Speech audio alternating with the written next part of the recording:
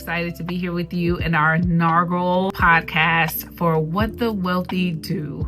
And this is the very first one. And today I'm just going to introduce you to the podcast, introduce you to me a little bit, and tell you a little bit about what this podcast is going to be about. Today of all days, the celebration of the emancipation of enslaved Africans over, what are we talking about, almost 200 years ago. That is why we chose this date to launch. This will be our very first podcast.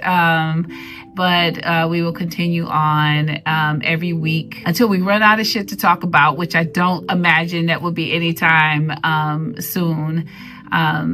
We will be sharing what we know to everybody because it's time. It's time. So let's begin. So listen, this country right now, where we are right now, is crazy. Like, people are being hurt. People are being treated in the worst, heartbreaking, inhumane way possible. And a lot of us are feeling that. And we're trying to figure out, if you're anything like me, you're trying to reconcile, like, how do I care about those people? And how do I support all of those people who are being hurt? And at the same time, how do I care about my family? How do I show up for myself and ensure my family's safety moving forward? And that's part of the reason why we wanted to start this podcast, because you know what? It's important that we put our oxygen mask on first. We can't help others until we ourselves are helped. Like, the notion, especially for Black women, that we're supposed to give and give and give until we ain't got nothing left. That is not the move. That is not fair. It's not fair to us. It's not fair to our family. It's not fair to our children, our partners, our parents. You know, it's not fair to our communities, right? The only way for us to help our communities, help our partners, help our children, help ourselves is to make sure that we're taking care of ourselves first. And the way to do that, as I see it, is wealth. That's the only way that this country and frankly this world recognizes freedom, the ability to move about the way you want to move, is if you have a couple dollars. I want to share with you how the wealthy are moving and how we can take some of those learnings from how the wealthy moves and incorporate them into our lives, even though we are not yet ultra high net worth. We might just be mass affluent, and that's all right, because the goal is to get to the next band, which is high net worth. And then after that, very high net worth. And then after that, ultra high net worth. But there are some tricks, there are some cheat codes that we have to employ. We have to incorporate into our daily lives in order to get there.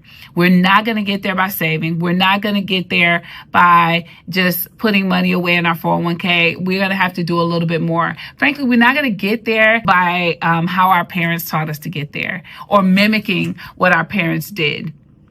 They did really great. They ran their race. They passed the baton to us. Now it's time for us to run our race so that we can ensure that we're passing the baton to our children and their children's children in a way that furthers the progression of our life comparatively or relative to what our parents or our grandparents did for us.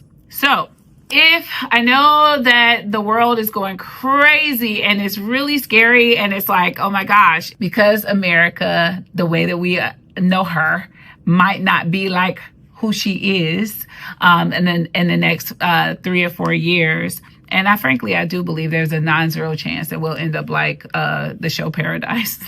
And if you force me to put a number on it, I think it's about 3%. But if you believe that America will still be here, even if she looks a little bit, she loses her superpower status. If we believe she's still going to be here, then we have to do what we have to do to make sure that we're going to be all right. And our family is going to be all right in the process, right? And so what does that mean? That means getting your bread up. That's what it means. And so there are a lot of us women, Black women in particular, that make over 6 figures. and that we have been trying to manage those, dollars, and we've been learning how to manage those dollars and invest those dollars and all of that to basically preserve those dollars as we've been managing it, right? Because our parents, they did the best they can. But, if your parents are anything like mine, my dad taught me to save, and his goal was to save $5,000. That was his goal. That goal will not make it. I do not have a pension. He had a pension, right? So, knowing that, we got to do something different, and we got to do more, and we got to learn and grow as we're doing it. And it's not enough for us to just rest on our laurels and do what our parents did. So listen, this podcast is for you, and it's about your liberation. It's about the only way to reach true liberation in this world is to have money. And I know, we have heard the terrible stories, and we've seen some of the billionaires that we're definitely giving a side eye to.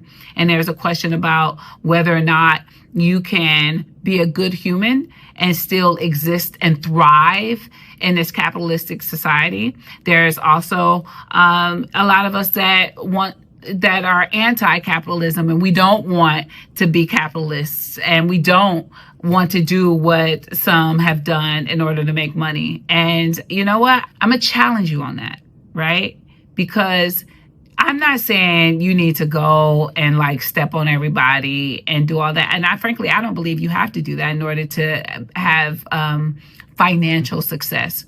However, to ignore the role that currency, money, paper, stacks, racks play in this world is absolutely naive. It's stupid. It's crazy. Frankly, if you can go ahead and fight the system and fight capitalism, and that is cool. However, you're going to have to eat while you're doing it. You need a place to live while you're doing it. Your kids might need some health care. You might need some child care. There are things that you're going to need that you're going to need funds to pay for.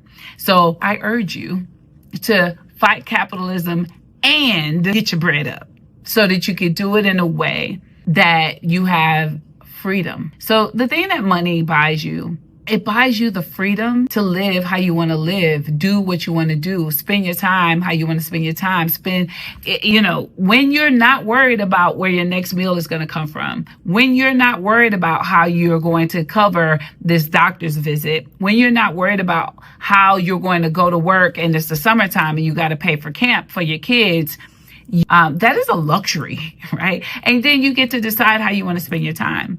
And that could be spending your time being a better partner, being a better mother, being a better sister or aunt or daughter.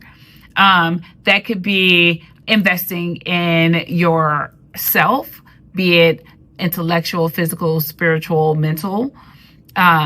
These are all luxuries that you get when you have a couple extra dollars. That is how you get to build freedom.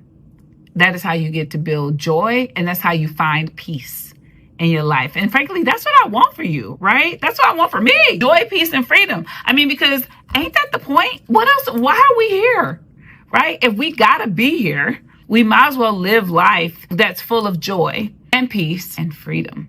Right? Because at the end of this thing, we die.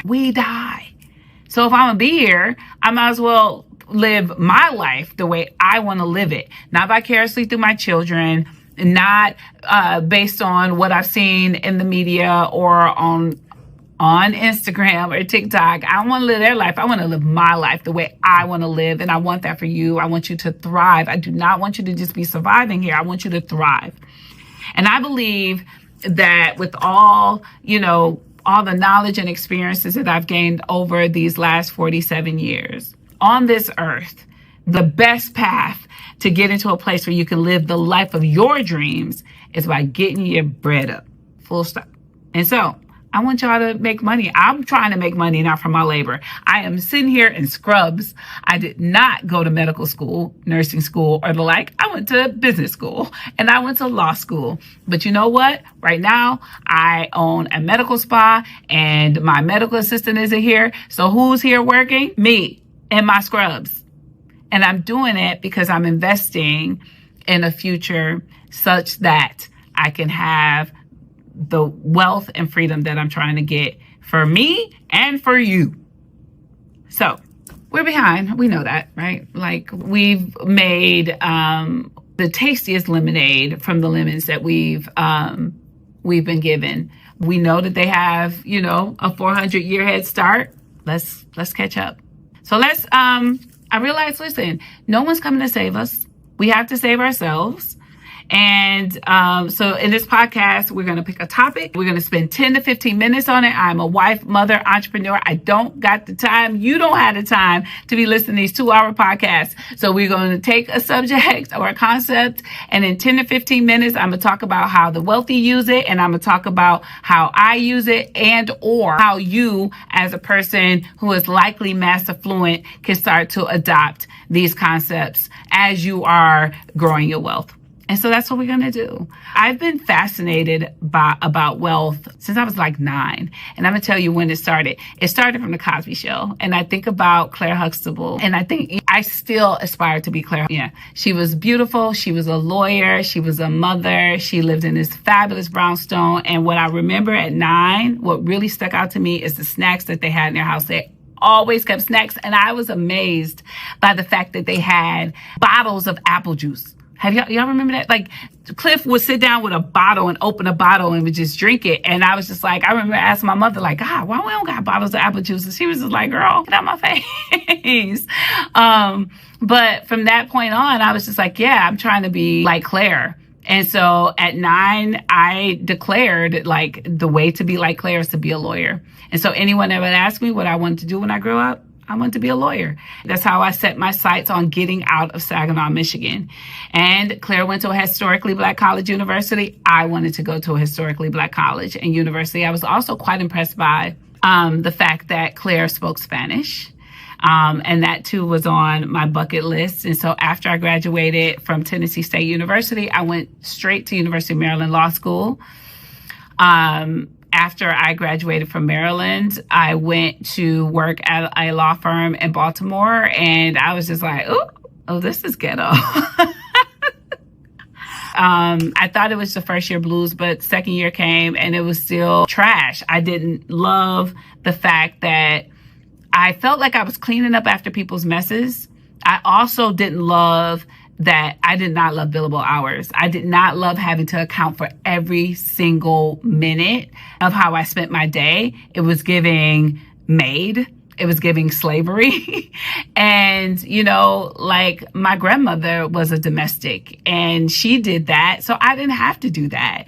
And that's how I was feeling. I didn't have the language for it then, but that's how I felt. And so I had what my mother likes to call a quarter-life crisis. And I left the law and I joined the Peace Corps. And I went and lived in Ecuador for 2 years. And it was amazing. I worked with Afro-Ecuadorian women's groups. We started 3 community banks. And those sisters got together, pooled their resources, and they made loans to one another. And they earned interest based on those loans. And so it was wonderfully rewarding to see those Black women improve their lives financially, right? Because this is a place where they made about $5 a day.